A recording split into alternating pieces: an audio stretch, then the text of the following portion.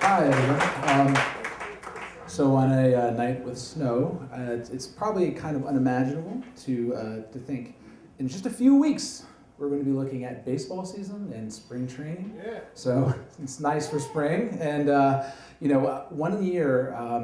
Now, to help you out a little bit, I'm a Boston Red Sox fan, and so for people who like the Phillies, just substitute the word Philly every time you hear Red Sox. It might help a little bit. Also consider that between the Phillies' 2 championships, the Red Sox had about 3 times as long of a wait, so we know a lot of pain and frustration. So in 2004, the Red Sox won the World Series, and I went down to spring training the year after, and I couldn't get my hands on enough Red Sox stuff because I was so excited that they had finally won. So I went down to visit my dad, who lives in Dunedin, and he got tickets for the Blue Jays versus the Red Sox game. So I'm going down there, and I read every book that came out about it. So it's in February, and it's February 25th. And I had read this book by Stephen King called Faithful. And it was all about the 2004 Red Sox season. He started it before they knew they were going to win a championship and continued on. And it just happened to be that the year they broke through. So he wrote this one story about how he had been down there in spring training, and it was reading one of the Dark Tower books. And what ended up happening was a screaming liner came off and almost cracked him in the head.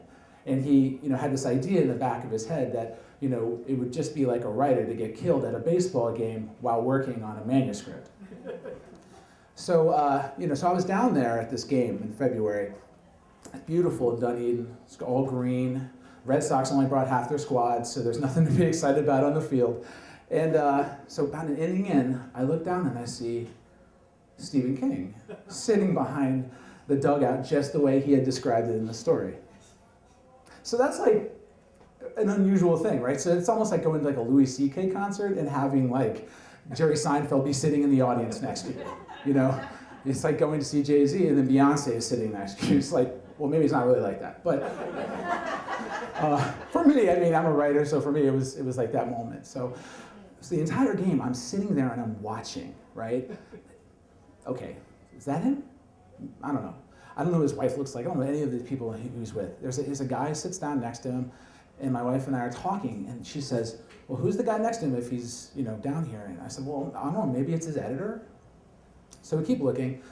Game's moving along, and I'm sitting there looking at him, and I'm completely convinced. I've seen him from the side, I've seen him from the back. I'm totally convinced this is Stephen King. And I'm like, okay, so my son's 3 years old, and I'm like, okay, I just bought a Red Sox ball. It literally has Red Sox written on it. I'm thinking, I'm going to take this down there, and I'm going to have him sign it. Because think about that. It's the year after the Red Sox won the World Series. He's a huge fan. I'm a huge fan. We're probably going to have dinner together at this point. I'm sure we're going to swap stories. I'm going to tell him what stories that I thought he were great at his. By the way, the stand was fine, and I really thought, the body was amazing because Stand By Me was so much fun with Will Wheaton. But anyway, so I'm hearing these voices in the back of my head. 7th inning stretch, right? The beer guy's walking through, and he's this great beer guy, and he's saying, "Free beer, cup $5."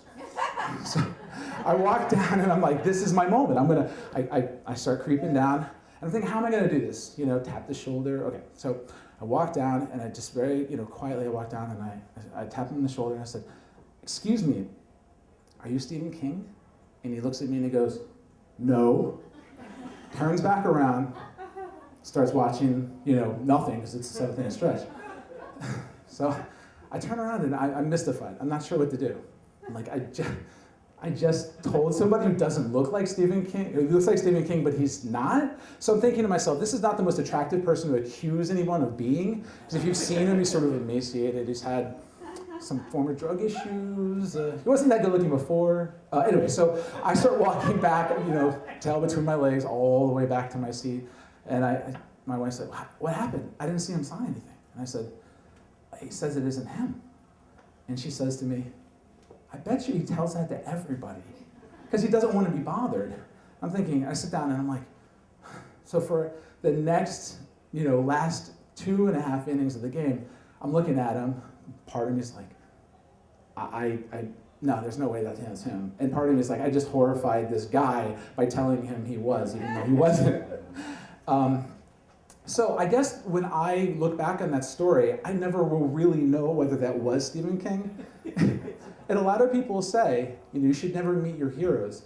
And I'm not sure if I can agree, because I'm not sure I ever really did.